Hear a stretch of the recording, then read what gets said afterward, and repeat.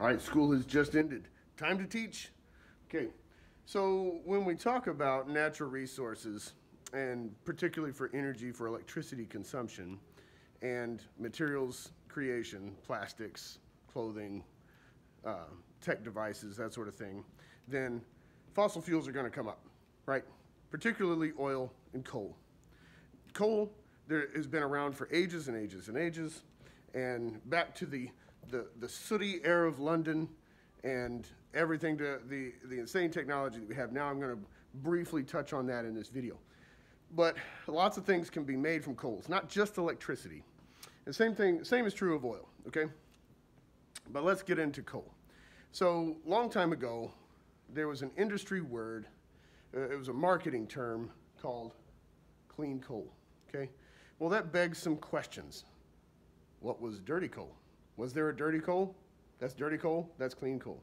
Well, not necessarily. Clean coal is really a term to talk about new technologies that were developed to try to clean up coal emissions. And that's what we're going to talk about now. When we talk about what coal is, then there are 4 types of coal.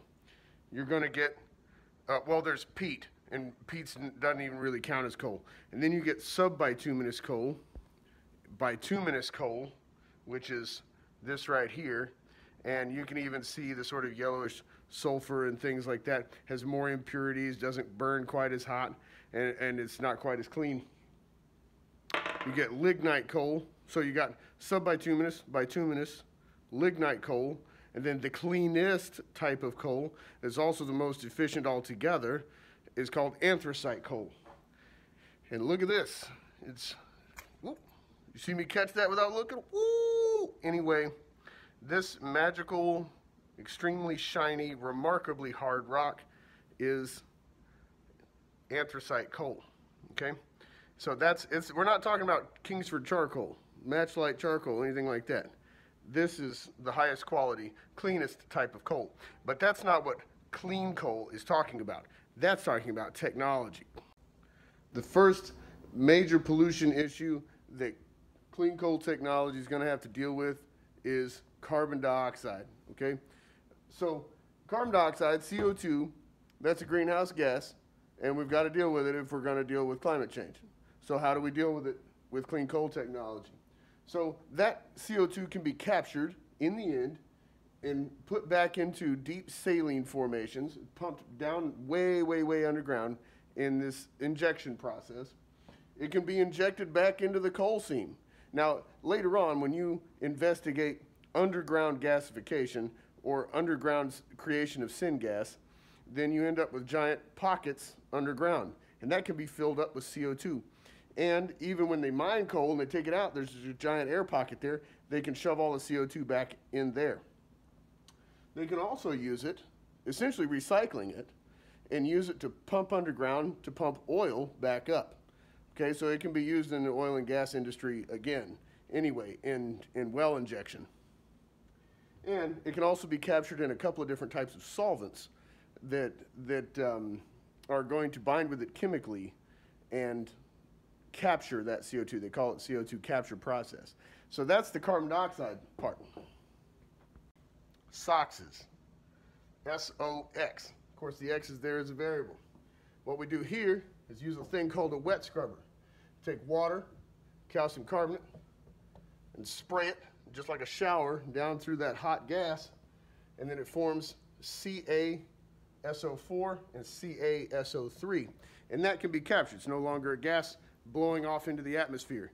That material can be taken and carted off and removed from the emissions.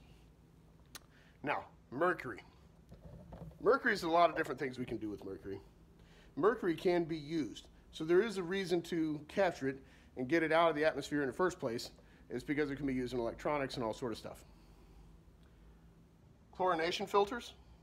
And what you're going to get here is mercury bonded with chlorine, HgCl3, which is itself a pretty nasty molecule. Oxidation and ionization, that's going to be taken out by an electrostatic precipitator, an ESP. Basically, an ESP is a series of magnets, extremely highly powered electromagnets that are going to pull out ions, metals, anything with any sort of charge, then the ESP will probably get it. There's an acid gas scrubber, or acid gas removal, that uses gypsum. That's another way to do it. It's a type of wet scrubber, but that can also scrub out physically. Now, NOxes. NOxes, wet scrubbers again. Wet scrubbers do an excellent job going ahead and getting rid of those nitrogen compounds. Now, what if we could clean it up even further and we didn't need 25 different ways to try to deal with all the pollution that's created by coal? Well, that exists, kind of, and it's called syngas. What about syngas and the gasification process? That's what you're going to look up. Now, syngas can be created underground in coal seams that can't be mined. Remember I said earlier in this video, well, some coal you can get to and some coal you can't. So what do? Gasification. Gasification is going to eliminate the need for a lot of these clean coal technologies of the past anyway, because syngas is mostly hydrogen and carbon monoxide. Or we can take the coal, bring it up, wash it, grind it, and then go through the gasification process, topside, and then a lot of this stuff is removed while you're making syngas. Syngas is called that because it's thought of as synthetic natural gas. But what they want, the syngas that they want, is hydrogen and carbon monoxide. All this other stuff, the mercury, sulfur, the nitrogen, has already been taken out anyway. So here's your assignment. You can see the notes behind me. You already took those down because you're a good student. Now what you're going to do is start going even deeper into cutting edge technology, syngas. Now, mankind is a visual learner. We always have been. Even back when people were putting handprints on the sides of caves to explain something, then we're visual learners. It's the way we always have been.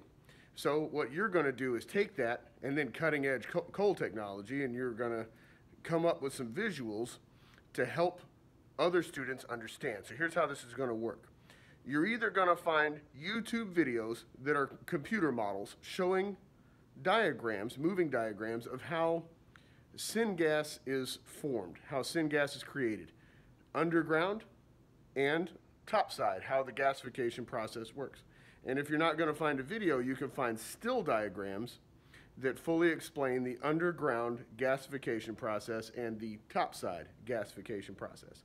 So you're either looking for 2 videos or 2 diagrams, one or the other, and then we're going to fill up a discussion board with that so that everyone that sees it is going to have multiple diagrams to look at, multiple videos to look at to help them understand. So as you do the research, you'll understand, and then you're going to help someone else understand.